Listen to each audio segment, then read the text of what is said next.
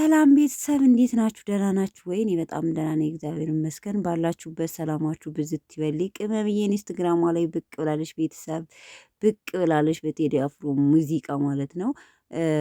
መጥቆሪያሽ ወርቅ ነው ብርም አይገዛሽ ልብ የሌለው ሀብል ግድም አይሰጥሽ በሚል ሙዚቃ ማለት ነው። በነገራችን ላይ ይሄንን እንደዚህ አድርጋ ከዚህ በፊት ኢንስታግራሟ ላይም እንደዚሁም ቲክታክ ላይም ፖስት አድርጋለች። ይሄን ሹራብ ለብሳ በእንደዚህ አይነት ስታይል ጸጉሯ ምናምን እና የቆየም ቪዲዮ ይሆን አይሆን አላቅም፣ ብቻ ቲክታክ ላይ ታገኙታላችሁ። እና በቴዲ አፍሮ ሙዚቃ ለቀዋለች ማለት ነው።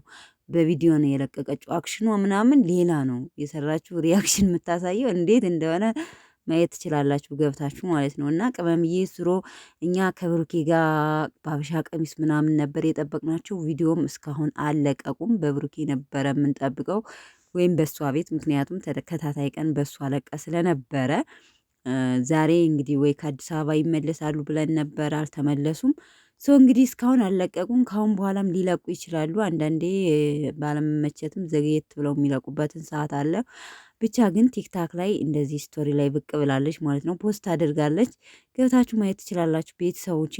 ለማንኛውም ቅመምዬ ምን እንዳለች መስማት ትችላላችሁ። ታሳየው ሪያክሽን ስታምር እንዴት አባቷን እንደምታምር ክዩት ሆናለች ማለት ነው። እና ግን የቆየ ቪዲዮን ቀርጻው ቆይቶ ወይም አሁን ፖስት ያደረገች ይመስለኛል። ምክንያቱም ምናልባት እንደዚህ አይነት ዲዛይን አሁን ተሰርታ ብቻ አላቅም። እኔ የጠበቅኩት ሌላ ሹርባ በቃ ምናምን ነበረ ለበዓልን በማስመልከት ማለት ነው።